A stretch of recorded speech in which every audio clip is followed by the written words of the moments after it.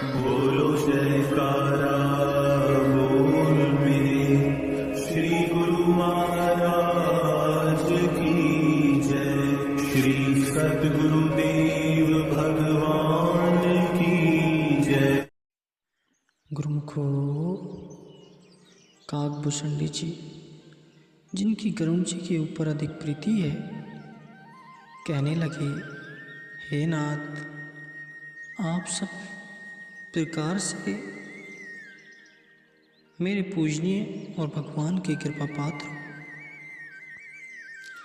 आपको संशय मोह माया कुछ नहीं है। आप तो केवल मेरे ऊपर दया करके मेरे आश्रम पर पधारे हो। हे गुरु जी, मोह के बहाने से आपको भेजकर श्री भगवान ने मुझे बढ़ाई दी है। तो हे तात, आपने जो अपना यह मोह सुनाया है, यह कुछ आश्चर्य की बात नहीं है। नारद, शिव, ब्रह्मा अथवा शनकादि जो श्रेष्ठ आत्मज्ञानी मुनि है, मोह ने किस किस को अंधा नहीं किया। अर्थात प्राय सबको ही मोह माया का असर हुआ है। तथा जगत में ऐसा कौन हुआ है जिसको कामदेव ने नाच नचाया। अर्थात सबको ही काम ने व्यापा है। हे गरुड़ जी, तृष्णा ने किसको बावला नहीं किया और क्रोध रूपी अग्नि ने किसके हृदय को नहीं जलाया। हे प्यारे, इस संसार में ऐसा ज्ञानी, तपस्वी, शूरवीर, कवि, पंडित गुणों का स्थान कौन है जिसके हृदय को लोभ ने पाप का दाग ने लगाया। फिर काकभूषणी जी बोले, हे गरुड़ जी, संसार में ऐसा कौन है जो माया के नशे में टेढ़ा न हो गया।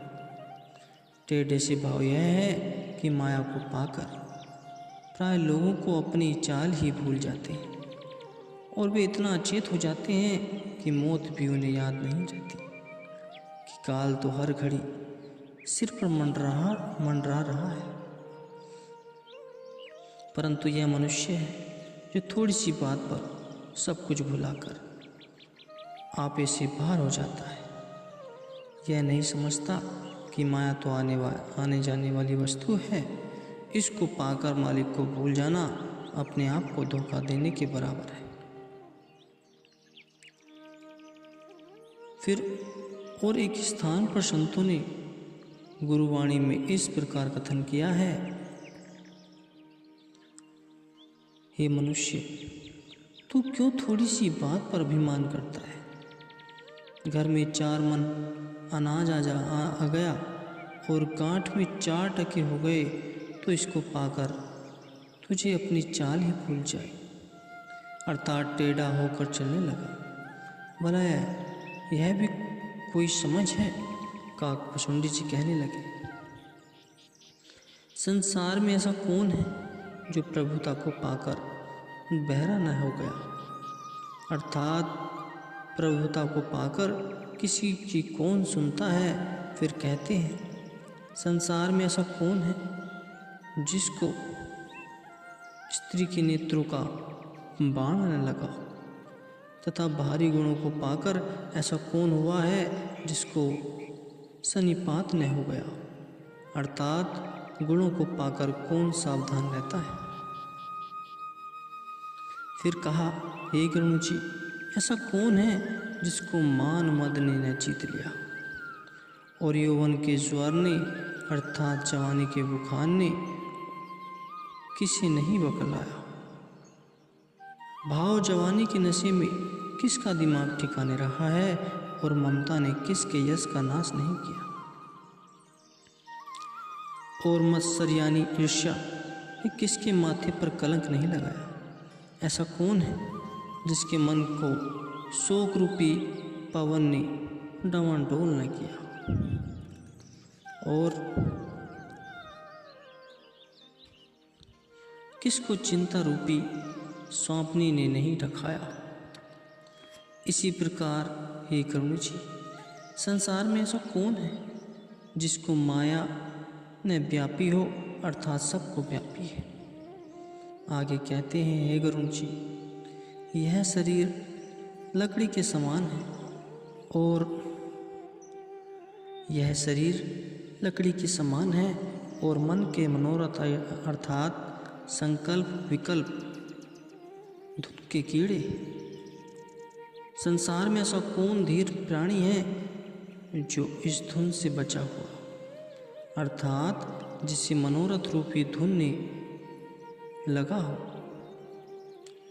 पुत्रेक्षणा, वित्तेक्षणा, लोकेक्षणा, पुत्र, धन, लोक, ये 3 इच्छाएं हैं, अर्थात धन की इच्छा, संतान की इच्छा और संसार में मान की इच्छा। संसारी मनुष्य की संतान की इच्छा और संसार में मान की इच्छा।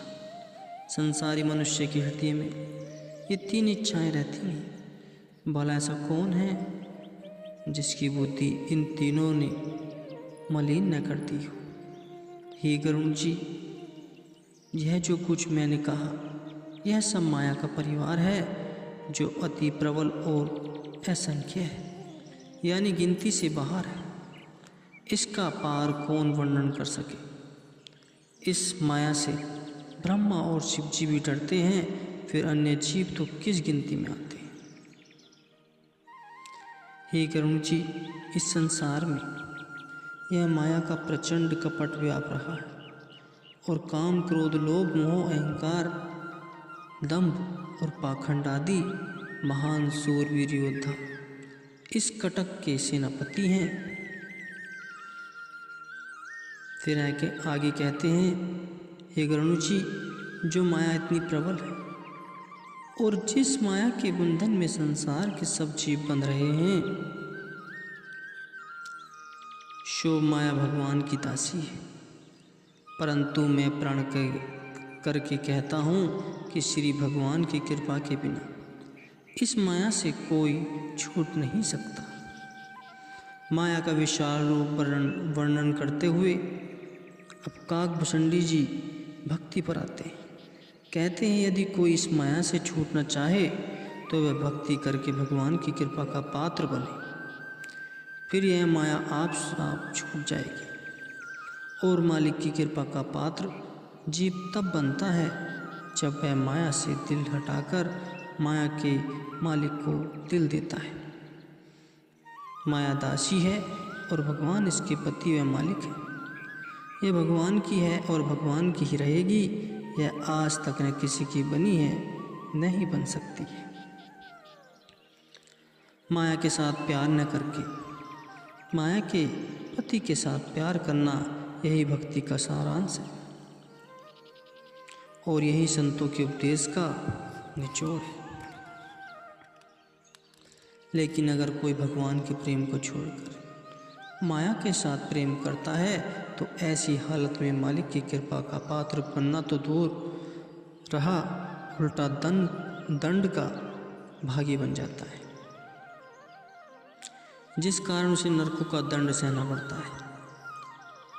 इस भेद को भगवान के प्यारे भक्तों ने समझा, जो भक्ति को दिल देकर मालिक की प्रसन्नता के पात्र बने और माया के बंधनों से छूटकर मुक्त हो गए। हे गरुड़ जी, भगवान की महिमा और प्रभुताई को जो काम, क्रोध, मद, लोभ में प्रीति करने वाले दुख स्वरूप ग्रह में आसक्त हैं और अंधकार रोग में पड़े हैं, वे मूढ़ उनकी महिमा और लीला को कैसे जान सकते हैं।